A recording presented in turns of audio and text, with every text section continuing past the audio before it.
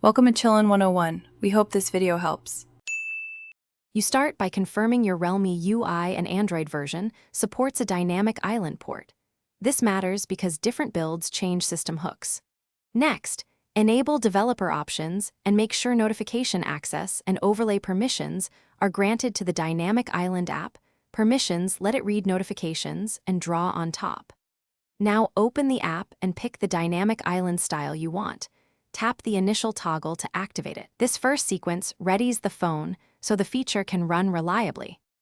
Once done with activation, dive into the app's configuration to fine-tune how it behaves and looks. Choose animation style, size, and vertical offset so the island aligns with your Realme notch or punch hole. This prevents overlap. Then map which apps show expanded content and set priorities so important alerts expand first. Make sure to adjust timeout, touch sensitivity, and swipe gestures. These control how long the island stays open and how you interact with ongoing media or calls.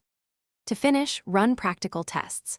Place a call, play music, start a timer, and send a message so you can see expansions and quick actions in real conditions. Make sure the Dynamic Island app is allowed to auto-start and excluded from aggressive battery optimizations, otherwise Android may kill it. If the island fails to appear, clear the app cache, re-grant overlay and notification permissions, then reinstall. This typically resolves permission or compatibility glitches. One key tip: toggling auto start plus reboot often fixes stubborn issues. Thanks for watching.